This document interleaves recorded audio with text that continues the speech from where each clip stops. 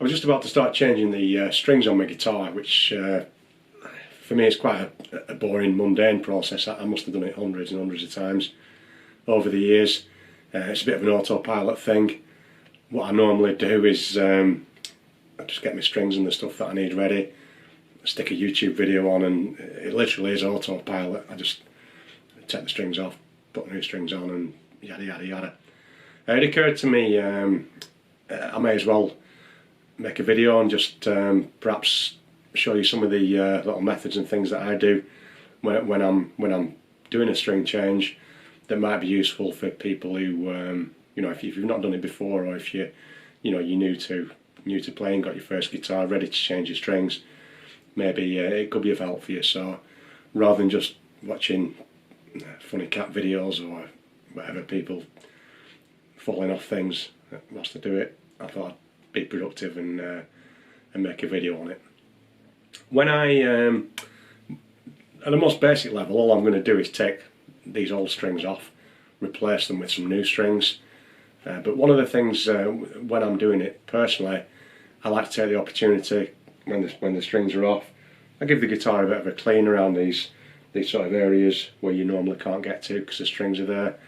And I also, just check over one or two things on the guitar to make sure that it's in good fettle and it's going to be good for me going forward. I'm not talking about doing guitar technician stuff and fancy complicated setup stuff on the guitar. Just a few basic things that I do when I'm changing my strings, and hopefully that might be of useful interest to yourselves. So the most basic thing that I need when I'm going to change my strings is obviously a new set of strings. So I've been to the music shop, or I've been online, I've bought myself some new strings that I'm going to use to replace these. So I'm just going to take these off the guitar, put the new ones on. As I mentioned, I do a few other little bits of cleaning and bits and bobs like that, so I use a few other products as well that I'm going to show you the way that I do it. It's not the only way to do it. A lot of people have got different methods that they've got used to. Over the years, these are things that I've learnt off maybe, right at the start, my guitar teacher was showing me what to do, other people that I've played with in bands and spoken to, and I've just developed a technique and a method that works for me. So to start with, obviously you're going to need some strings to replace the old ones, so I've gone and got some strings. Just a quick word about the guitar strings. I'll just put this down for a minute so I can talk about the strings. There's all kinds of different guitar strings you can get, but one of the most important things that you want to consider when you're getting some guitar strings is something called the string gauge. That's the thickness of the actual strings. I've got some sets of guitar strings. There's loads of different strings there. That's actually an acoustic set, so I'm not going to even consider that for this guitar. But the reason I'm showing you is because the gauge on these strings is quite thicker than the electric guitar strings that I normally use, and the way that we describe the strings. So talking about the gauge of the strings, the thickness of the strings, normally you'd want to replace the strings that are on it with the same gauge of strings, unless you want to change them to a heavier or a lighter gauge for a specific reason. When I talk about a heavier gauge, these strings are quite heavy gauge. Well, for an acoustic they're fairly standard. They're described as an 1152. What that means is that the high E string, that's called an 11, and the low E string is called a 52. The measurements of a fraction of an inch, so your 11 is it's 0.011 of an inch. So if you were to get some measuring device to measure the actual thickness of the string, you probably haven't got such a device, but like a micrometer or something to measure that. That's just talking about the thickness of the strings. The fatter the strings are, the more beefy they're going to be, and the more physically harder they're going to be to play. The thinner the strings are, they're going to be easier to play. They're going to not give you as much resistance to your fingers, and they're going to be physically easier on your muscles to play. Thicker strings tend to give you more of a fat tone, whereas thinner strings don't tend to give you that.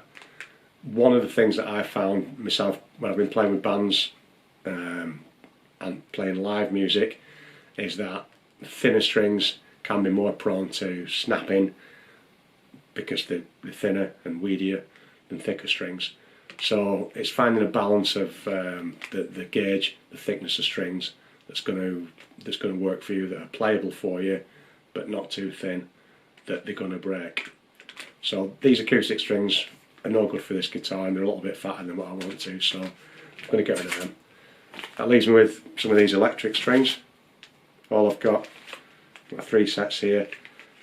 These 2 sets, these shiny packets, by the same company, Ernie Ball. It's a reputable string company, as is this one, Dario, or Dario, I'm not sure even how you pronounce that. They're both well-known string companies that have been going for a lot of years. They produce decent quality strings. These 2 different coloured packs, they're just 2 different gauges of strings. So one of the packs, this one, the strings go from what we call a 9 gauge on my high E string to a 42 on my low fat E string, and this one goes from a 10 to a 46. This pack, by a different company, is the same sizes as this pack. So these are the same gauge, the same specification of strings, just by 2 different companies. Whilst I'm talking about the string companies, my advice is that you probably want to go for a decent quality string company, manufacturer, when you're buying strings. You can get them by companies that I've never heard of if you go on the internet and things like that. They are cheaper, you can save a couple of quid for a pack. The strings these are about £7 or so for a pack of any of these strings. So they're not the cheapest things to buy, but you probably won't have to replace them that often if you're just playing, for your own enjoyment and fun. If you're playing live and playing gigs all the time and sweating a lot and really giving the strings some hammer, then you'll be replacing them more often. But it's worth, in my opinion, getting a decent quality set of strings. They'll sound better, they'll last longer, they'll stay in tune better, and they'll just give you a better overall experience on the strings. I've decided I'm going to use one of the 10 gauge sets of strings, the 1046 strings. I've no real preference between the 2. I like this shiny pack, so I'm going to use those ones. So the other ones, the 9s and the other company, they can go. So that's what I'm going to, on this occasion, use to replace my strings. So apart from the strings, what else do I need when I'm replacing them? Well, nothing really. I can just literally take the old strings off the guitar and replace them with the other strings. The only caveat to that, the only thing I would say is that when you buy a new pack of strings, if you look on my guitar, I haven't got any long sort of bits of strings hanging off from where I've changed them. They've all been cut down nicely to the pegs. So obviously I've had to cut those down the last time I changed the strings using some snips and clips to make that work. Other than that, really, there's nothing else you need to just do a basic string change. That's all that you're going to need. I did mention about a few little checks and things that I'm going to have a look at on the guitar whilst I'm changing the strings. I do use a few other little implements and gadgets for doing that. I'll mention those as I'm going along. By the way, this video will probably be a few little snippets put together so that you don't see all the boring bits. I'll just try and get the key bits for you. One thing I would mention is that you're going to need to be able to get your guitar back into tune, because when you put the strings on, you're going to have to wind them up and tighten them and tension them. This guitar is in tune to begin with now before I take the strings off, so you're going to need a method of being able to get the guitar back into tune once that you've replaced the strings. The way that I do that, when I'm doing it, I use one of these simple little clip-on tuners that's just going to clip on my headstock there, and just give me some reference for a tuning point. If you don't have one of those, it's not the end of the world. You can tune the guitar anywhere. You can download a tuner app for your phone. If you're on the computer, you can do the same thing. Go on a web page. Fender guitars, if you've heard of the brand Fender, they've got a good online tuner on their website. If you've got other guitars around that are in tune, you can just play a note on one of the other guitars and get a tuning reference from there. I find this really super convenient and easy, because if I don't have all this stuff around me, if I'm just sat in front of the telly doing my tune up, something like that will help me get it into tune. So those are the most basic things that I need. The other optional things that I use when I'm doing the process, I'll talk about as I'm running through it. So the first thing that we're going to need to do when we're changing the strings is to remove the old strings. As I said earlier, because I'm quite confident in changing the strings on a guitar, it's not too much of a headache for me. If you're new to it, if you've never done it before, it's probably just worth just slowing down, just taking a moment. And one thing I would suggest before you take the strings off, before you even do anything, is just spend a minute just having a look at how the strings are fitted on your guitar, so that you've got a reference point as to how you want to fit your new ones. So if you're okay, if you're used to playing the guitar, you're used to tuning the guitar using your tuning pegs, you understand that one end of the string is up here on these tuning pegs, and by turning these pegs here, you can adjust, tighten or slacken the tension on your string. So to remove the strings, we're going to take all the tension off, so that we can actually take the string out of these pegs here. So that's what's going on at one end of the guitar. We should be quite familiar with seeing that part of the guitar, and then the strings going down up the neck and sort of going to somewhere around here at the bridge end of the guitar. Some guitars are different in the way they're designed. At this bottom end of the guitar, most of them are very, very similar up at this end. On this particular guitar, again, it's worth just having a look. If you can see, I don't know if you'll be able to see on this, but the strings just seem to disappear down a hole down here into who knows where. If I turn this guitar around, hopefully you can see on the back of the guitar we've got some little holes here. And those are the holes that the strings, when I put the new strings on, they're going to get pushed through those holes and appear magically on the front end of the guitar where I want them to be. If you've never looked at brand new guitar strings before, you'll be able to see it more clearly when I put the new ones on. But it's not just a straightforward piece of wire on one end of the string.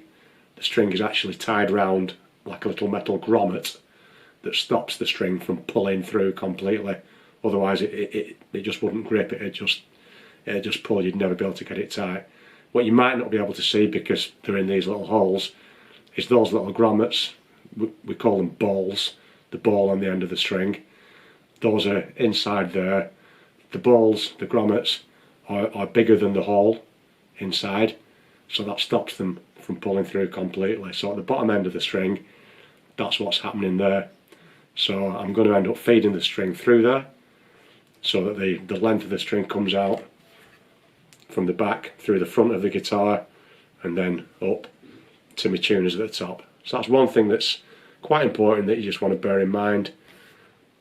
At the top end of the guitar, excuse me, just bumped it slightly, the top end of the guitar where your tuners are, the strings go around these tuning pegs, and by tightening or loosening those tuning pegs, that's how we manage to get the strings in tune. I'll try and show it as clearly as I can. You'll be able to see it better on your guitar than you will on the camera, but hopefully if you have a look at your guitar, you'll be able to see that there's a little hole in each one of these pegs that the string passes through, and then we tighten the peg to put tension on it. What's also important, and it's very, very important, is that if you have a look, the string actually wraps round the peg a few times instead of just going through the hole once and then being able to tighten it. If you try and do that, the string's just going to slip, it won't grip. So that I'll show you how I achieve that when I put the new strings on, but at the moment I just want you to be aware of how the guitar is actually strung and set up, so that you've got a reference point for how you want to how it wants to be when you've got your new strings on. A great little tip that I'd give you. I've used it quite often in my work life. I'm not a professional guitar player. I am a trained mechanic. One thing that I do sometimes is, if I'm not sure about how something should go back together, just take a little picture on my phone so I can see how it was before I started messing with it, so that when I'm putting it back together, whether it's an engine or whatever it is, I can see, just to avoid any confusion or doubt, that I've got it back together the correct way, and it looks like the way that it looked like before I started taking it apart. Just one last thing with the tuning pegs and the way the strings go. Obviously, with these being pegs, I could turn them either way with the string to tighten the string or slacken the string. But if you have a look on how it is on this guitar, you can see that the strings are actually running as straight as possible up the neck to the tuning pegs, and the way that they wrap around the tuning pegs, each peg, they wrap around a certain way, and the string wants to be straight, not going off up to an angle at the side, because that'll affect the tuning on your guitar, the stability. It might not stay in tune. So you can see the strings nice and straight, and you can see which side of the peg that they're going to join when it goes around the peg. So just have a look at that on your guitar, take note of that, take a picture if you need to, so that when you're putting the strings back on, it's going to be super easy for you to be able to get it back to how it was, and you're not wondering as to, oh, should it have been this way around or that way around, or whichever. Take a few pictures of all the different areas of the guitar, just to give you more confidence.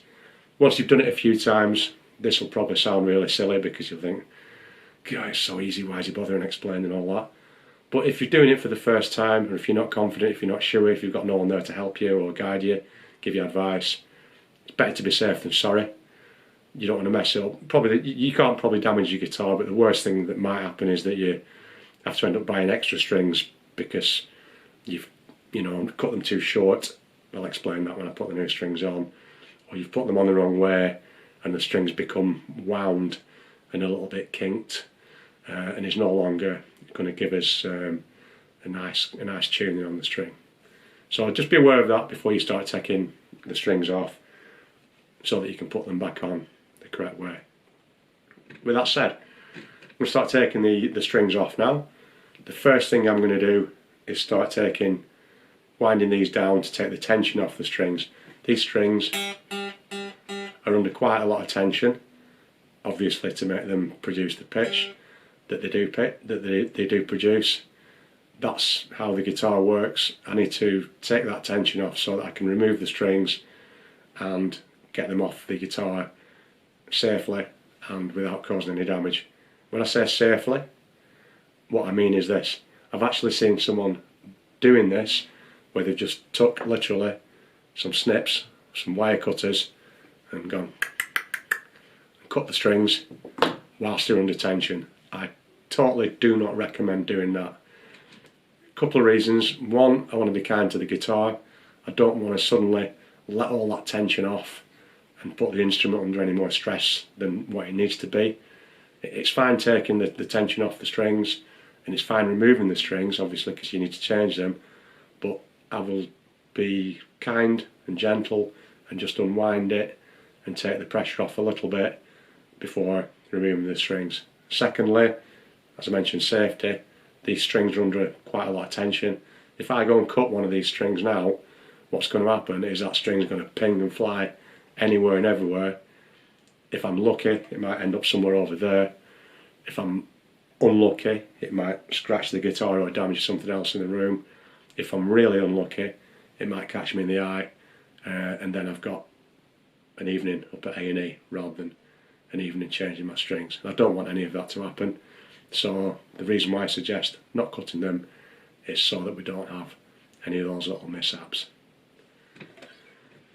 Now I'm ready to start working on the guitar. If you watch, if you ever see a professional guitar technician doing this, they'll have a nice bench with a lovely piece of sort of fluffy, super long pile Axminster carpet to lay the guitar on and protect it. They'll also have a little sort of curvy block that sits under the neck on the bench to do that. I don't have a bench to do that type of work. Sometimes I might just lay the guitar on my bed because it's nice and soft, working it on that way. Or if I'm sat on the couch watching TV doing it, I might just lay the guitar flat and do that. The main thing that I'm trying to achieve is not to damage my instrument. I've found over the years I've different ways of being able to do it. One of the simplest ways that I can do it whilst I'm showing it to camera is just be able to sit the guitar on the floor. If need be, I can sort of hold the body a little bit between my legs, stop it moving about. It's not going anywhere there, and I can actually work on these bits of the guitar that I need to work on. Whatever's comfortable for you, but just be aware of, try not to damage your instrument. If you put it on a table, put a towel down or something like that, you don't want to scratch it. This isn't an expensive guitar, but that's not the point. I don't want to damage it unnecessarily. I like the guitar to be as nice as it can be. You know, whatever I spent on it, I spent on it. So I don't want to end up scratching it and making it look untidy. So I'm going to start, you might not be able to hear because the guitar's not plugged in. I'm going to start winding these pegs as though I'm tuning the guitar down, just flattening it a little bit, and the strings, as I'm doing that, the tension's coming off the strings, and eventually by doing this enough, the strings will be slack enough for me to be able to actually remove them. Just pay attention to which way you're turning the pegs. If you're turning them the wrong way, you'll over tighten the string and it'll end up snapping. So that's probably not something that you want to happen, for the same reason you don't want it pinging into your eyeballs or anything like that. I'm just gently turning them down a little bit at a time. The reason why I'm not just doing one and then another is I don't actually know if it makes any difference, but I was once told that it's better to relieve the tension evenly across the width of the neck for the benefit of the instrument. It doesn't take me any longer to do it that way than do it the other way. I can turn them all one at a time a little bit like that. It makes sense to me. It doesn't seem like a bad idea. So that's the way that I've got into doing this. And I'm just tuning them down. I don't know if you can hear, but I can hear the strings now sound floppy and very out of tune, and I wouldn't be able to play the guitar in this state. At this point, I'm just going to mention I'm turning these with my hand, just like what I would do if I was tuning the guitar. If you do a lot of this type of restringing, myself, I've played in bands before, and because of that I've had to restring my guitars quite a lot, and that gets a little bit tedious. I've got myself a little gadget called a string winder. So all it is like a little plastic thing that sits over the peg, and I can do that, and in a couple of seconds I've totally slackened that string rather than having to do it manually by hand. It's completely optional. You don't need to go rush out and buy one of these things if you're just starting out. It's just a piece of plastic. It's probably only a couple of quid, this thing. If you do this, if you've been playing a while, restrung your guitars a couple of times and think, oh, that's a bit of a ball ache having to do this, maybe for the sake of, a couple of quid or whatever, might be something you want to have a look at. So I can use that just to do that on each of my pegs. Before I know it, I took all the tension off my strings, each and every one of them. I can see, you probably can't see, but now these strings are almost completely floppy and no use to play with, but I'm in a good position there to be able to start thinking about removing the strings. There's no tension on them whatsoever. I couldn't play a chord, I can't even feel them with my hand. They're just nice and slack now. I did say just earlier about the thing about cutting the strings with the snips. When they're tight, you don't want to be doing that, because you don't want the string pinging and hurting you anywhere, or causing any sort of damage. Once you've got the strings slack, it's perfectly okay to be able to snip them now if it makes it easier to get them off. Because they've been wrapped around these pegs for God knows how long, however long it is since you last changed your strings, they're going to be tightly coiled, and they're going to be perhaps a little bit difficult to remove just by pulling them through. And it might just be simpler for you. This is something that I do at this point, only once they slack and there's no tension in them, just to snip the strings, and then I can remove them quite easily. So I'm going to do that. I've showed you this implement, little side cutters, usually maybe called wire cutters. This is what I used to use. You can probably buy these for £1 or so in any little hardware shop, B&M or whatever other shops are available. I stopped using this on the advice of, again, somebody who was more experienced, and I got myself a step up from that. This is a little multi-tool that I got, basically for restringing guitars. It's got the little peg winder built into it on the back side of it like that, so I can use it to wind the pegs. But the really good thing about this is that it's got a snipper on it, a string cutter, and the end of it is rounded off nice and soft and gentle. I can rub my hand across that and it's not gonna scratch me or hurt me. And these sort of normal ones, hardware shop ones, they'll cut the strings no problem. I use these for other work that I do when I need to cut metal, but they're quite sharp at the end, and if I start using that near my guitar, there's a chance that I might scratch the guitar with the end of those clippers. So I don't want to damage the guitar. These things, I think were less than a tenner. I can't remember exactly how I paid for this thing, but it's got the winder on it. It's got the nice safe cutters on, which is strong enough to cut all the strings on the guitar. So this is really good. It takes away the chance of me being able to, damage the guitar. So at this point, if you don't have one of these, it's no problem. You can just sort of wind the strings off and pull them out of the pegs. But I normally just snip the strings off at this point, each one.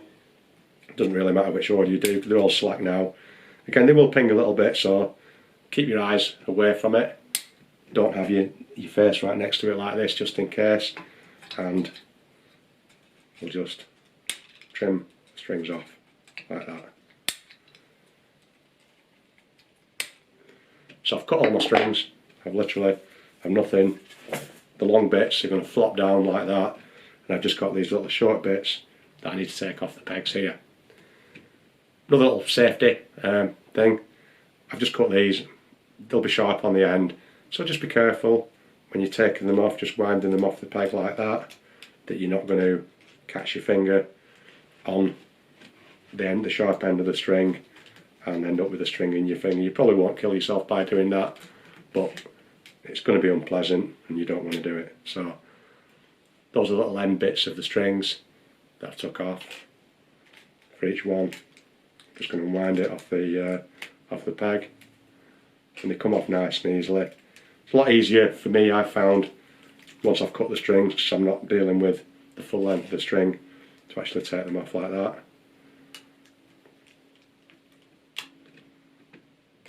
And because it's easier, it'll make it safer, because I'm not struggling to do the job. They just literally just fall off. That one's just come off in my hand. So on these pegs, I've got no string whatsoever on them now. At the bottom end of the guitar, you can see my strings they're just all hanging off there.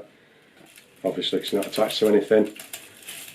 You might find they might stick to the pickups a little bit like that, because the pickups are magnets, the metal might stick. Don't worry about that, just let them come down. As I said, on this guitar, little holes at the back where I feed the strings through. That's how I remove the strings as well. So I'm going to push the string out and see it coming through. I'll just do one for now. This is my fat E string, my 6th string, if you want to call it. So I've got that one out. Maybe you can see, maybe you can't. I mentioned before, on the string. It's got a ball on the end of it. I think the camera's probably trying to focus on my mug rather than the string itself, but you can maybe see that there's just something there. That little grommet, that's the thing that stops the string from pulling through. So I've got that one out. I'm going to follow the same procedure for the other strings to get them out. I won't bore you with the details, but I'm just going to feed them through, bring them out. Once I've got all my strings out, I want to dispose of them carefully because I don't want to stab myself. I don't want anyone else to do that, so I usually just wind them up into like a little wrap and put them in a bin, in a bag or something in a bin, so that, especially if you've got kids or cats or pets or anything like that, nobody's going to get injured by your strings. So get these completely out of the way before you start putting your new strings on. So I'll just get on with that. I'll remove the other strings, and then I'll move on to the next part. So I've got my old strings off. They're all removed. I've not poked my eyes out or stabbed myself or anything nasty like that. Got my new strings ready to go on. Almost good to go. Before I put these on, there's one thing I like to do. This is completely optional, but whenever I'm restringing my own guitars, this is my preference. I like to just take an extra 5 minutes or so just to give the guitar a bit of a clean. The reason for that is the strings are off, so I can get to these bits sort of under the strings that normally I won't be able to get to, and underneath the head where the strings would normally be covering it up. So I can make sure that I've given the thing a decent clean. It's a good opportunity to do it. Everyone likes a nice clean shiny instrument, so good chance to do that. Most basic level, just use a cloth. You can just, this is a little microfiber. I only use this for cleaning guitars. It's not a household cloth that might have other chemicals and nasty things on that might damage the finish on my guitar. So I just keep a separate little cloth, quid or 50p or whatever, just to use for cleaning my guitar. I do use a couple of products. I use a bit of polish. I use a guitar polish. Obviously you can get Mr. Sheen and stuff like that, your normal household polishes. I use this stuff I got from the guitar shop. It was about £3, I think, for that, so it's not expensive. I spray a couple of squirts on the cloth, and that'll pretty much be enough to clean my guitar. So this will last me for ages, and I know that this is made by a guitar company, so it's not going to have any nasty chemicals in or anything like that that might damage my guitar. On this guitar, this one's quite a cheap basic guitar, so there's no fancy woods or anything like that. But if you've got a more expensive guitar, obviously you don't want to be running the risk of spraying something on it that's going to end up damaging it. So I just use that, and for the sake of £3, it's not that much of an issue for me. Another thing I always use when I've got the strings off, the fingerboard, the fretboard. In this case, it's rosewood. This takes a lot of hammering when you're playing because your strings are touching it, and all the little bits of dead skin and stuff on your hands are going to end up on there. I don't know the reason why I use this particular stuff. This is actually lemon oil. I bought it years and years and years ago, and I'm still using it. This was £2.50, so again, not expensive, but I just put a little dab on my cloth, and I use this lemon oil just to clean the wooden bits on my fretboard. Not only does it bring it up nice and clean, but by getting all the crud off it and all the bits of nasty dead skin and yucky stuff, it improves the sound as well. It is noticeable once you've cleaned it in that way. And because it's wood's an organic material, it also helps to preserve and keep the actual the fingerboard, the fretboard, in good condition. So it's preventative maintenance. It'll hopefully help reduce the possibility of you needing to have any repairs done on the guitar later. Once you've got the strings off, I can get to everything super easy. So it's literally a 5 or 10 minute job for me to do all that. I bought these products myself. I'm not sponsored by them or anything like that. I'm not trying to encourage you to use them for any benefit for me. It's just the method that I use, and it's always worked for me over the years.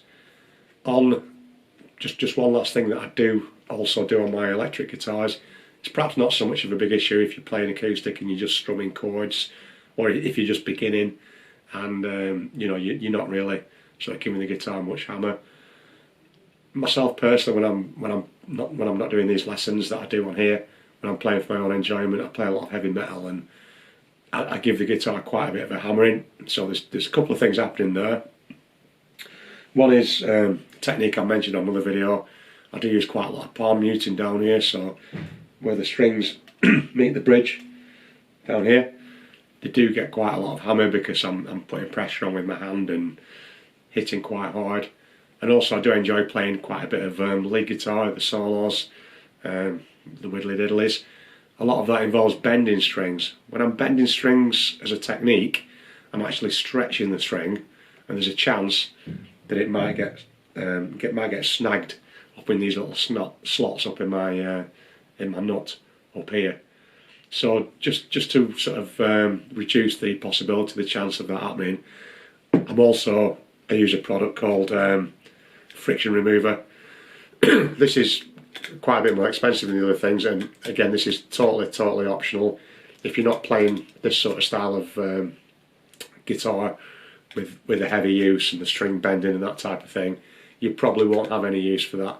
On the acoustic guitar, it's probably not going to make much difference to you at all if you're just starting out with your learning your chords and things. But I'll just mention it just to make the video complete, because I'm going to apply a little bit of this, just a tiny bit. Again, I said it's expensive, it's about 15 quid, but it'll last for yonks. This lasts me for years. And I just put a tiny little bit just in those little grooves there where my strings are going to sit in my nut, and I also put a tiny little bit just where the strings sit on there, so that when I'm heavily strumming and muting and banging those strings, it gives the strings a little bit more longevity. They're less likely to snap down here, and they're less likely to snag in here and cause me tuning problems. That's just something that I use for the style of music that I'm playing and for the sort of level that I tend to play at when I'm playing for my own enjoyment. If you're just starting out, if you're not doing the string bending and really hitting the stuff hard, that's completely optional. So leave that aside. Perhaps just give it a bit of a clean with just a basic cloth. Even if you don't want to get the products, just a cloth just to wipe the bits of crud off, and your guitar will just look nicer. And just wipe the bits where your fingers are, it'll sound and play nicer. So that's just something I like to do between when I've took the old strings off and when I replace the new strings. So I'm not going to spend 10 minutes now with you watching me cleaning this. So I'm just going to go ahead and clean this now, and I'll come back once I've got a nice clean guitar ready to put the fresh strings on. So guitar's nice and shiny, nice and clean. I've used the polish all over with my little cloth. Just took me 2 minutes, that's all. Not a big job. On my fretboard, I've used my lemon oil again with my little cloth, just to rub a little bit into all the frets. Again, not using a lot. I think I used about 3 squirts of the polish and just 3 little dabs in the bottle of the lemon oil. So obviously that stuff is cheap, but it's gonna last me for ages, so I'm not worried about the cost of that. I've also, like I mentioned, and this is optional for you if you're just starting out, I've used that lubricant. I put the tiniest little bit just on those little slots in my nut where the strings are going to sit, and again the tiniest amount just on the what we call the saddles here. That's the bit where the bottom end of the strings are going to rest against the metal. So again, that's just going to give me a little bit of protection against maybe the chance of snapping strings down at this end with the pressure of my hand, and it also, hopefully, fingers crossed, will give me a benefit to my tuning stability up at this end when I'm bending the strings, because they'll be slipping through that nut a tiny little bit whenever I bend a string. So the lubricant just helps them to sit back in the natural tension after I've finished bending the strings. If you're not into all that stuff at the moment, don't worry too much about the lube. So I'm ready to put the new strings on now. Just one quick thing I did whilst I was cleaning the guitar that's going to make it easier for me to put the new strings on is if you look on these little pegs that the string goes around, the tuning pegs, they've got a little hole that goes through them that we feed the string through before we start turning to put tension on the string.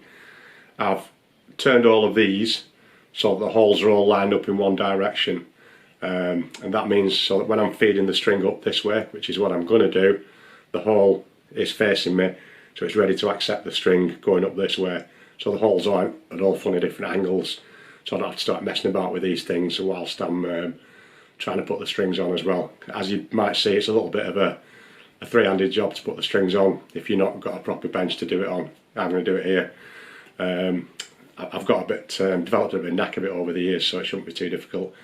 The reason why I've lined them up will become obvious when I get to putting the strings on. So my strings, I've got my strings, they come in a pack, so I'm going to open these now. I tend to just keep them in the pack until I'm ready to use them, because this pack is sealed. It keeps the strings nice and fresh. The strings are obviously metal. In the air, in the atmosphere, you've got moisture, you've got all kinds of things going on. So this is just going to keep my strings in tip-top condition until I'm ready to use them. So if you're going out buying some spare strings ready for when you need to use them, don't go unpacking them all and unraveling them all and putting them in a bag somewhere.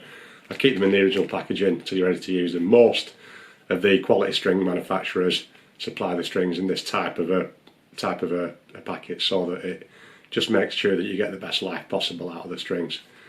Just pay attention, just real quick before I get into the strings. It says on the pack, I don't know if you'll be able to see it with the camera focus, it's got some numbers written down the side here. It says something like 10, 17, 26, 36, and so on and so forth. They are the widths of each individual string. We don't want to mix the strings up and end up putting the wrong string in the wrong place on the guitar. So it's super important that we have the strings in order. They're also, get into this now, once I unpack this.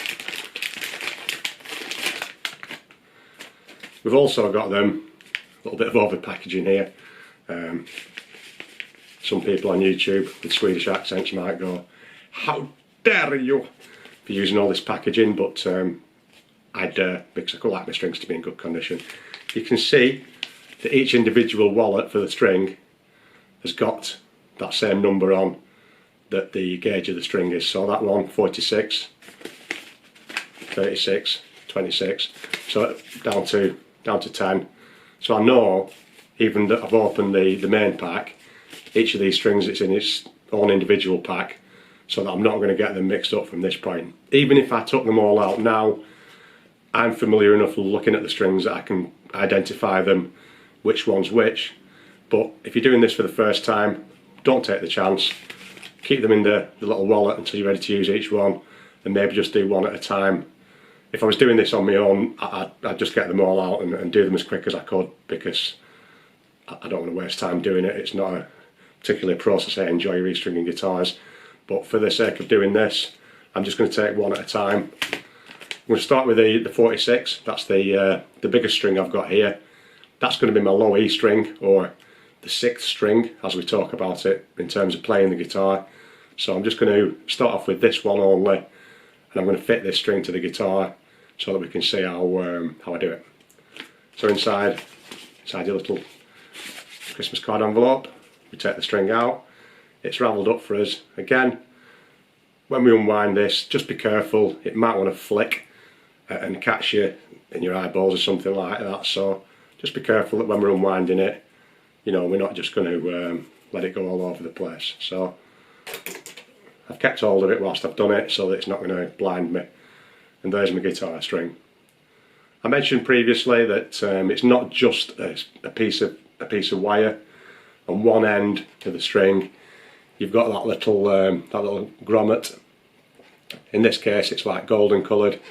I think on this set actually the colour coded, so you can't mix up which string's which, if I remember rightly. That might be the D Dario ones, I'm not sure.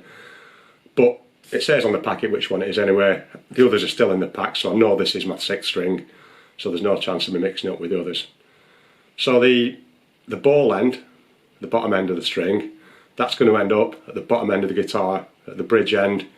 The end without a ball on, that's going to end up going through the tuning peg, and that's where we're going to tighten up the string to tune it, get it into tune. So, got my string, got my clean guitar. Mentioned on on this particular guitar that the strings get fed in from the back of the guitar. That's not always the case on every guitar. Just quickly, just to look behind me, on this acoustic guitar of mine, the strings just get fed in directly up the back of the bridge. So I'm not going to the back of the guitar, which I can't do on this because it's an acoustic anyway, so they just come in through there and straight up. Likewise, on this bass guitar, the strings just come in at the back of the bridge here. They're obviously fatter strings because it's a bass guitar, but the principle's the same. The only difference is the thickness of the strings in terms of talking about the strings. So they just come straight up through there and straight up. The other electric guitar is a completely different thing. I'm not going to get talking about that at the moment. There's a totally different technique for restringing that. I might do it in a future video, or I might not. But anyway, back to this. So I'm going to feed the string in from the back of the guitar. So I'm going to take the end of the string that doesn't have the ball on, or the grommet. So I've just got the sharp end, the pointy end. And if we look, I've got the holes on the back of the guitar that I showed you before. Make sure that we're going to put the string through the right hole so that it ends up in the right place on the guitar. In my playing position, this is my 6th string, my thicker string, so it wants to be at the top of the guitar here. So I'm just paying attention, it wants to come through this hole here. So when I turn the guitar around, this hole is the one that corresponds with this hole. So just to be sure, I'm going to put it through the correct hole so I don't end up with the string in the wrong place. It should just feed straight through, no problem whatsoever. It's slithered through like a snake on its own. Just one quick point. You might find with some electric guitars that the strings get fed through from the back, just like this one, but it doesn't have the holes there. Instead, it might have a little plastic cover, like I've got there. That cover just covers a bit of electronics inside the guitar. It's nothing to do with the strings, but you may find that you can't see those holes. There might be a little cover with some little screws that you have to whip off to get access to where you put the strings through, but don't worry too much about that. If you've got something that looks a bit confusing, you're not sure about, or you want some advice on, drop me a comment, send me a picture. I'll happily have a look at it, and if I can help you, I will do, as always. So my string has now come through to the front of the guitar, which is great. The next job is to put it up through the peg at the top and then start tensioning the string. One little method that I always like to try and use, just to make sure I don't have any problems, is just to try and keep a little bit of tension on the string throughout the entire process of doing this. What I don't want to do is find that my string's not pulled all the way through, I've got a bit of slack in it, I start winding, and then suddenly it pulls through another 3 inches, and then before I know it, I'm winding for the rest of the day trying to get the thing to wind around the peg. So I don't want that to happen. So I want the string, I'm not yanking on it, trying to swing off it like a rope swing, but I'm just keeping a little bit of tension on it so that I know that the ball is nicely seated where it should be, and the string's going to be in the position that it should be. So everything down at the bottom end of the guitar now I'm finished with. So just for my own comfort, again, if I was doing this on a flat surface or a proper bench like a professional technician would be doing, this would be a lot easier. I'm just going to grip the body of the guitar just there between my legs and my chair, maybe even rest it on my chest so that I can bring the string up there. Don't get it too close to your face. Again, you don't want this poking your eyes out whilst you're doing it. So, still got a little bit of tension in my string. I can hold that with one hand. Feed the string up through the tuning peg, like that. Sounds a bit like a zipper when we pull it through. Now I've just pulled it straight up through there. The string's actually sat off the side of my neck. I don't want that, so I'm just going to make sure it's in that little groove, in that slot, in the note. There's 6 little slots in your note, so make sure that your string's nicely sat in there. Then you've got a good starting point for where your string wants to be. Again, I'm just pulling it with a little bit of tension on, so I can see the string's going nice and straight up here, and I'm almost ready to start winding up, put some tension onto the string.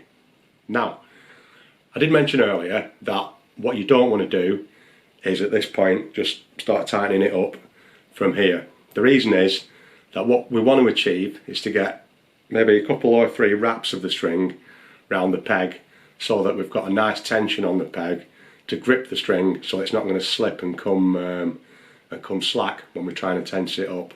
So the fact that it's going to be wound round a couple of times around the peg, that's going to help to keep the tension of the string at this end and make sure that it's not slipping out as we're trying to tighten it. So how many times do we wrap it around? How do we achieve that effect? A professional tech will just do this with their eyes closed. They'll also probably use something called the Luthier's knot, which I'm not going to bother doing on this because it'll be just confusing to show it. So I'm just going to do it the most straightforward, standard way. The way that I've developed of doing this is quite simply, the string is about as tight as I can pull it between two fingers there, which is nowhere near tight enough to play it, but it's tight enough to keep it in the slot and to keep it the way that it should be down the guitar. Now, from the tuning peg, what I normally do is allow approximately about 1.25 inches to maybe 1.5 inches, probably more like 1.25 inches, and pull the string back that amount. So if I sort of gauge, I've not got a ruler here to do it, but from where the actual peg is, I'll try and show it at a decent angle. I'll put my fingers and my thumb, just grip the string there, what I think is probably about 1.25 inches, 1.5 inches, and then I'll allow it to go back through, and that amount of slack. So I've got 1.25 inches of slack there on the string. That should, once I've done my winding, give me enough slack on the string to allow it to wind round the peg enough times to have enough tension on the guitar string when it's tuned up. So at this point I'm going to start winding the string in. I don't have to necessarily keep my fingers like that, I just need to make sure that I've got that little 1.25 inches of slack there. So to make it easy, I'm going to use my little friend that I showed you before, little string winder. If you don't have this, that's fine. It works just the same with your fingers, it's just going to take you a bit longer. So to tighten the string, obviously make sure that we're tightening it the correct way. Bear in mind what I said before about wanting the string to wrap the right way around the peg. I'm actually turning on this guitar, I'm turning the pegs anti-clockwise to tighten. Might be a bit counterintuitive normally when you're doing a screw up or something like that. It's righty tighty, lefty loosely. In this case, the way that these pegs are designed and orientated on this particular guitar, I turn anti-clockwise to tighten the string up. So in fact I'll do it with my fingers to start with, just because that's how you might be doing it. So I'm just tightening it, turning this anti-clockwise, and hopefully you might be able to see the tail of the strings moving round, so I know that it's turning round like that. So now I've got half a turn on the string. I'll keep going. Now, it wanted to pop off then if you just saw that, but I don't want that to happen. That's why I keep a little bit of tension on this end of the string, so that it's not going to go all over the place. At this point, the tail end of the string is going to get to the point where it's done a full rotation and it wants to sort of wrap around. This loose bit, the tail end, wants to always be above the rest of the string. So what I mean is, when my string's in its natural position there, I pull it back to the nut, I don't want this thing going underneath my string, I want it on top of the string at all times. The reason I want that is because when I'm winding the string around the peg, I actually want the string to be going downwards towards the head of the guitar, not upwards. If the string goes upwards, there's a chance that it might actually pop off the peg. I might run out of space on the peg and then my string's knackered, I'm going to have to start again. Even if it doesn't do that, it's going to put unnecessary stress on this little post here, that the force of it's going to be more than what really it wants to be, and you're going to have problems with your tuning because it's going to be pulling against that. So at this point, you just want to make sure that this loose tail is always on top of the rest of the string. So I'll carry on tightening, and I've got to the situation now where it is crossed over. You might not be able to see it on camera, but this thing is on top of the other string. It's passing over the main length of the string, not underneath it. If it goes underneath it when you're winding it, just pull it out and put it on top. This being the thicker string, it's the most difficult one to actually manhandle because it's not as flexible. So obviously I'll do this one first so that the rest of them will be easier for you to follow. At this point, what I usually like to do, when I talked about the string tension, I use one hand to actually put a little bit of tension on the string down here, and that string sits nicely in the slot on my nut, and it also makes sure it sits nice, and it's going to form a nice coil around this tuning peg here. If I didn't put the tension on, there's a chance that when you're winding it up and the string's going around the peg, it might sort of it might cross over itself, and you know, a bit like a hose pipe when you're winding a hose pipe in, and it gets all messed up and that. I don't want that. I want it to run in nice coils around the peg so that I've got the best setup for the string going forward for when I want to do it. Again, I'm doing this super slow. It looks like a bit of a chore. I'd probably have normally had half the strings on by now, but I want to try and make sure that you can see everything that I'm doing. So at this point now, you've seen me use my hand to do it, so you know that you can do it with your hand. I'm just going to use my little peg turner and carry on turning again. Remember that I'm going in this direction, I'm going anti-clockwise on this peg. Again, remember, I don't want this thing too close to my eyes, so keep the guitar a little bit away from you so there's no chance of you catching your eyeballs with that thing. Just make sure that we're inspecting what we're doing. The string stays nicely in my slot there, in my my nut. You can't see my left hand. I'll try and show you. What I'm doing is I'm just sort of holding the string away from the body of the guitar, sorry, away from the neck of the guitar. And that's just keeping a little bit of tension on the string to keep it in the slot and to keep this nice and tight and neat up here. As the string gets tighter and tighter and tighter, the more I wind, then it's going to hold itself in position, and I'll reach a point maybe, so I can see I've got sort of 2 turns on my peg now, and I'm turning and I'm getting to the point now where the string, I can't hold the string away anymore. It's starting to hurt my fingers, so I can let go of the string there. You can hear I've tightened it up to a point where I can actually hear the string. It's nowhere near in tune.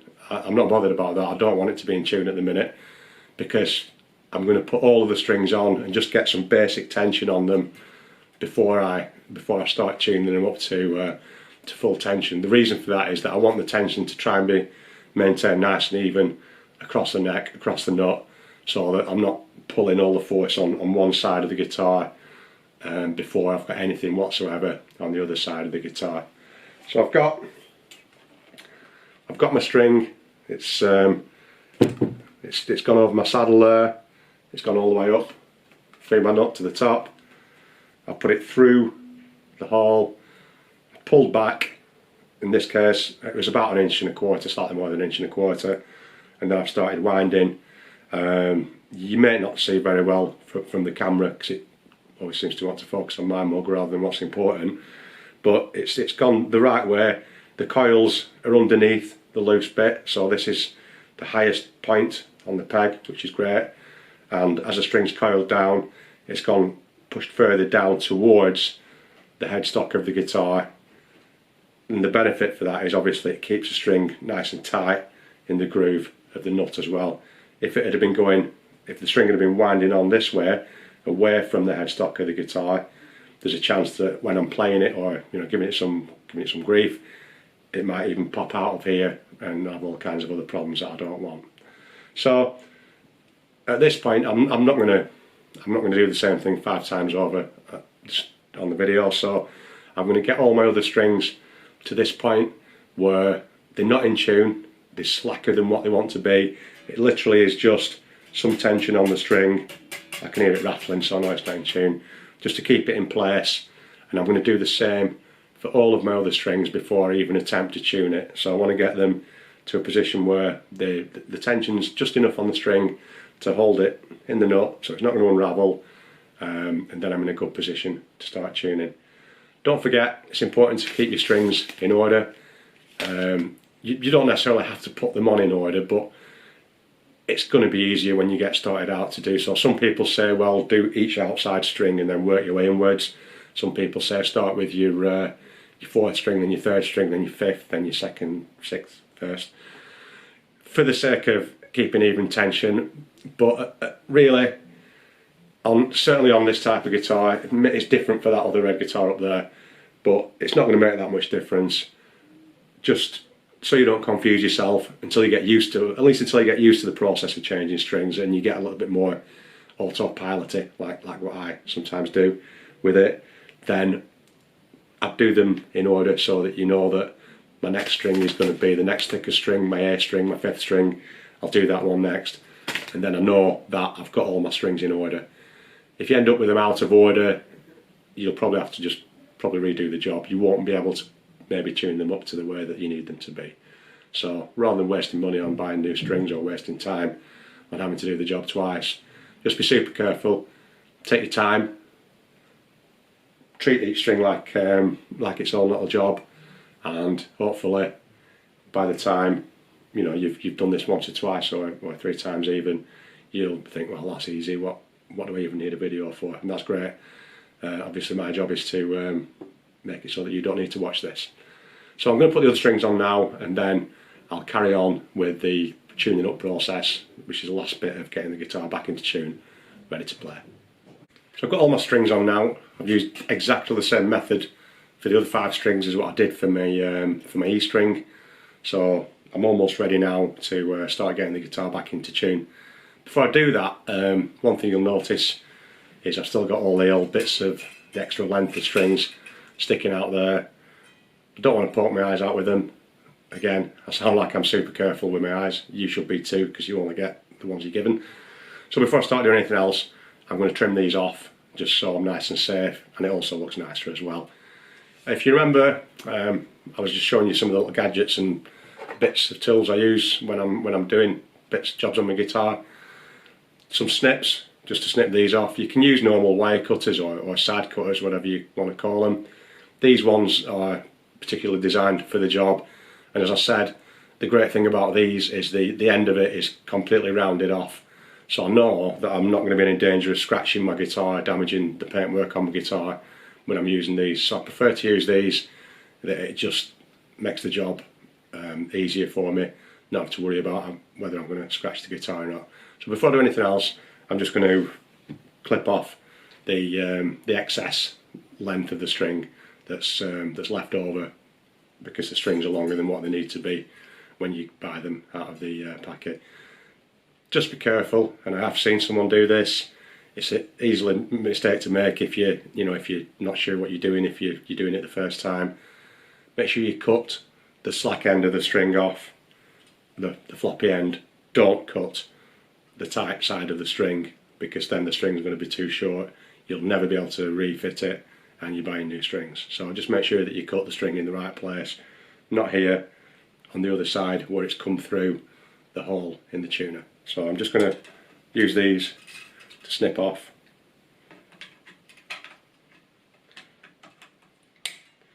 There, nice and easy. I'll do that for each one.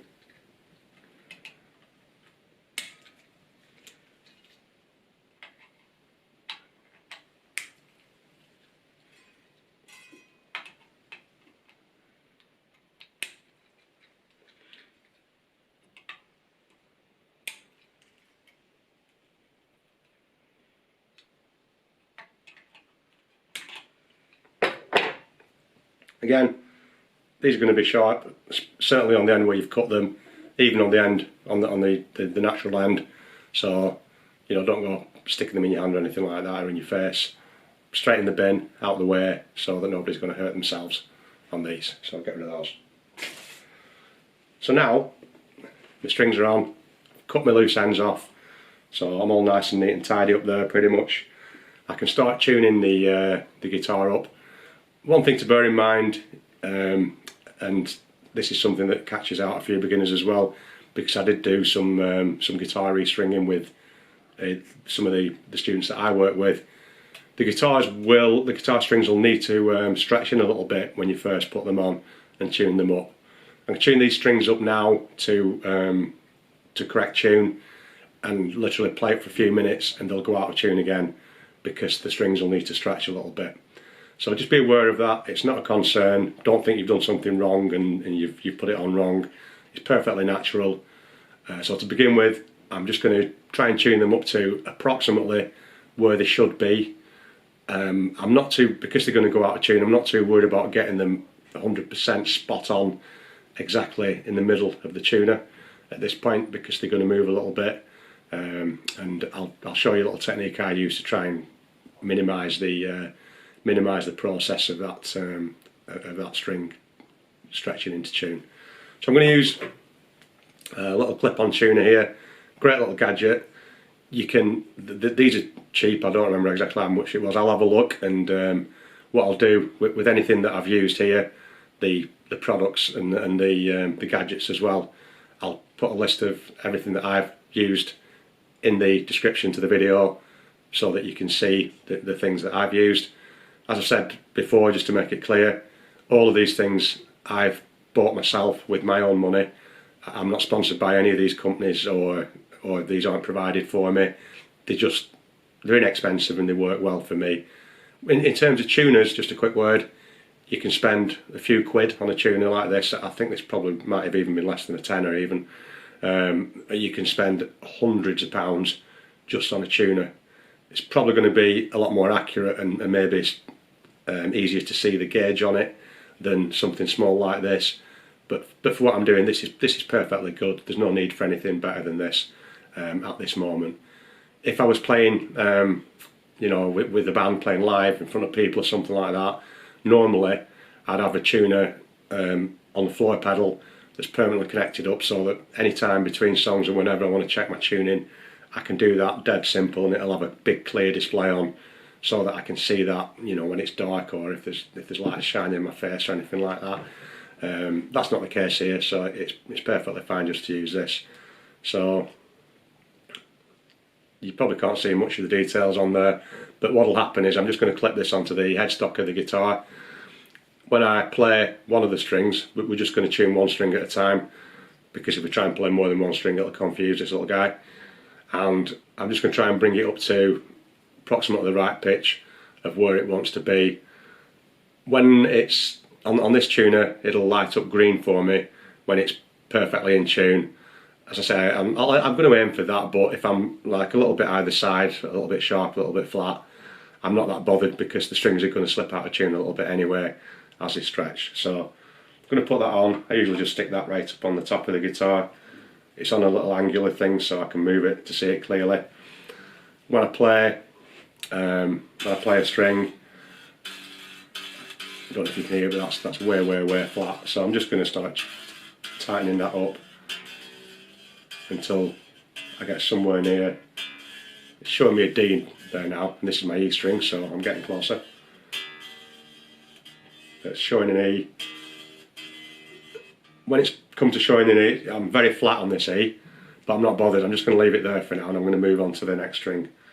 It helps to know what notes the strings should be, because I know this next string wants to be an A, so I want the display to be showing me an A on my display. So I'm going to keep going until I get. I've got a G, so I'm not far off. So it's just started to show an A there. Again, I'm a bit flat, not too bothered. Move on to my next string, which is going to be a D. Nowhere near, so start tightening that up. See an A. Just start to see a D there, so thereabouts. Next string's going to be a G, eventually. E. Keep going. Just starting to see a G. Just by turning it. Also, whilst I'm doing this, I'll just mention I was using the windy peg winder when I was doing a lot of winding. Now at this point, I'm not. I'm only doing a few little turns, so I don't need to use that anymore. I can just use my fingers like I'm tuning up normally. So carrying on with my B string.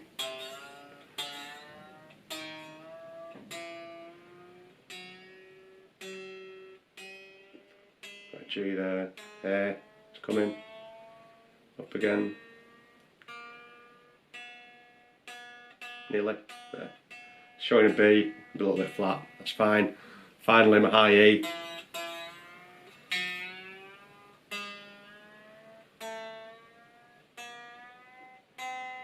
That's way flat, isn't it? So there. There's a D.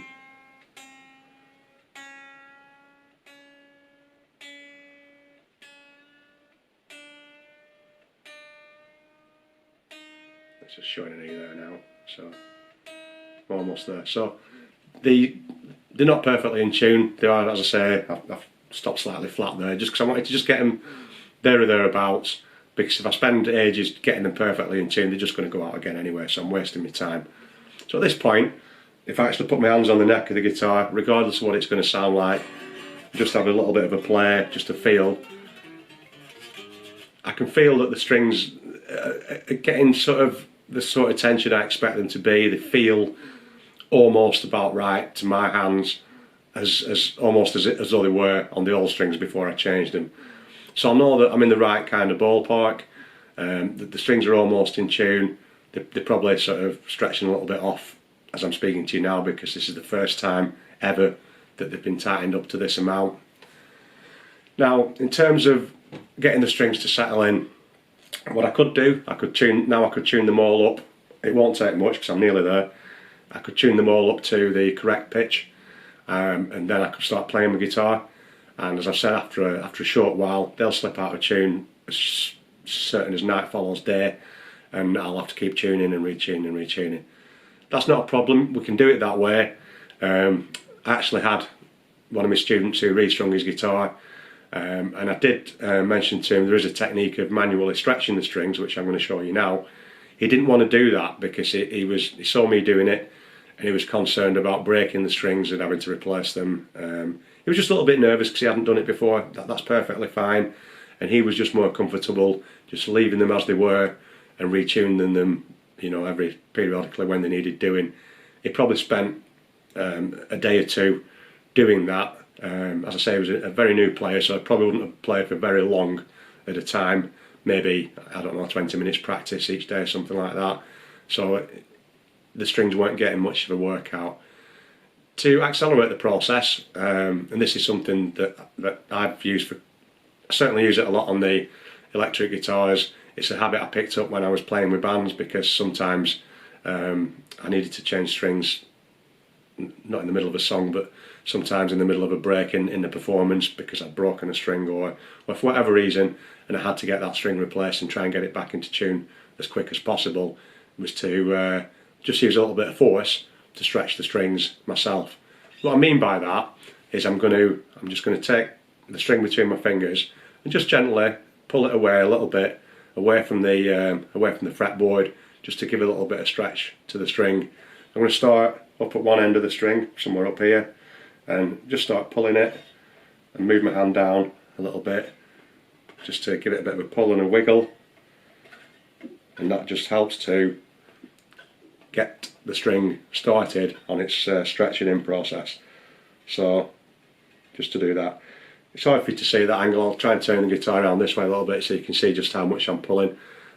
I'm not trying to rip the string off the guitar, I'm just giving it a little bit of a stretch, a little bit of a pull. This is the fat E string, the 6th string that I'm doing now. This is the thickest and most difficult string to manoeuvre, so be aware that when I'm doing, I'll do my thin E string. Again, I might just want to be a little bit careful with that because I don't want to snap it. Just pull it away a little bit from the guitar. Do it a few times, up and down the length of the string, like that. And do that for each of the strings before I go back to the final tuning. So again, to save time, I'm just going to stop now.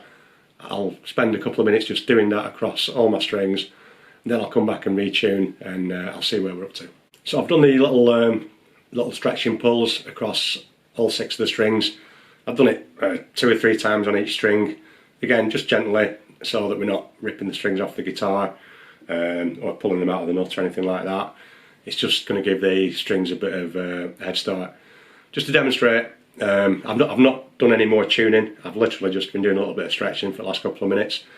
I've not touched the tuning pegs at all. When I just did my rough tune up then, I tried to get each string to approximately, so it was just showing me the correct letter on the tuner. I wasn't that bothered about the fine tuning. The first one I did, my thick E string, I tuned that so it was almost an E, it was a little bit flat. I'm going to check it again, and I'm way down on D there. So just by stretching that string out, I've lost 2 semitones of tuning of string stretch, which would have happened whilst playing the guitar if I'd have just left it, if I'd have just tuned it up and played it and left it as normal. So already I've took that stretch out of the string, so hopefully going forward I'm not going to have to do as much retuning in future. So I'm going to run through again now and try and get the strings a little bit more accurately into tune. So it's down at D, so I'm going to bring that up to an E. A nice green E there, so that's telling me that's a nice E. My A, that's gone down to G, so that needs bringing up.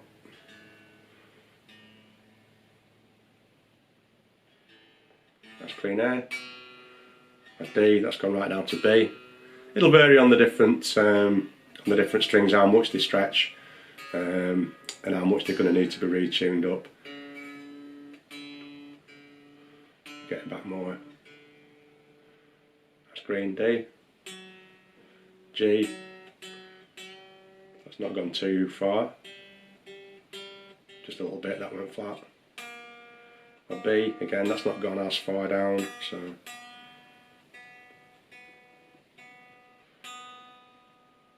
Nice and green. And finally, the high E. It's got about a semitone down, so it wants bringing back up to E. There you go. So that should be in tune there. It's probably going to slip a little bit again. What I'll probably do from this point, I won't bother putting it on camera because I've done it once. I'll maybe go through another little stretching cycle, just a gentle little pull on the strings now again, and then retune again up to accurate tuning, and they should be thereabouts, nicely and stable in tune. They will still slip a little bit, and I'll just still have to keep an eye on my tuning for the first probably hour or so of playing the strings from my experience, but after that I should be good to go, as long as I've done the restring correctly, as long as I've used decent strings, and as long as my guitar was in decent nick to start with, which this one was. I know it was because I had no problems with it. Then I should be in nice stable tuning, nice clear crisp sounding new strings. They always sound nice. Unfortunately, one thing that I've thought about now, I should have done really, it would have been nice, was to record some sound on the guitar on the old strings and then do a direct comparison with the new strings. It is one of those things that you don't really notice until you put the new strings on and you think, wow, those old strings must have been really buggered because these sound really nice and crisp and clear compared to what they were before. It'll be impossible for me to show you now because I took the old strings off. My bad. Next time I do a restring, even if I don't do a full video on the restring, I'll try and do a little comparison just to show you of the difference between what the old strings sound like compared to some brand new strings. So that's restringing the guitar. Take your time, think about what you're going to do in advance. As I said before, have a look at the routing of the strings before you start taking it apart so that you know where it goes back together. Take a picture if need be. If it's your first time, maybe just do one string at once like I did. Don't try and get fancy and save time and cut corners by putting them all through and trying to do them all at once. And be careful not to damage your guitar whilst you're doing it, and even more important than that, be careful not to damage yourself. Them strings can fly and pop everywhere, they're sharp. Touch wood, I don't even want to say this, but I've never caught myself in the eye with a guitar string. I have stabbed my fingers with them, and I did actually once sort of prod myself just in the cheek there with one of them. So I've been lucky really in that respect, probably because, as I said, I was in a situation where I was rushing trying to get the job done, either playing with a band, even not gigging, if I was rehearsing with a band, I didn't want to be wasting everyone's time spending ages doing the strings, so I was rushing. or it might have been when I'm teaching a student. I might break a string, it happens to everybody. So my priority, I want to get that string replaced and just crack on so that I'm not wasting my students' time. But sometimes you rush, you know, more haste, less speed, or something like that. The saying goes, don't rush the job, do it properly, take your time. It's better that you spend 5 or 10 minutes sort of longer than damage your instrument or hurt yourself doing it. So I should have a good result there. I'm looking forward to just one final stretch and tune up, and then enjoying my new strings, and hopefully you enjoy your new strings as well. Any questions about what I've done, or if your guitar's not the same as mine and you're thinking, oh, it doesn't look like that on mine, just drop me a message. I'll get back to you as soon as I can, as with any other of my videos. I'll try and help you as much as I can.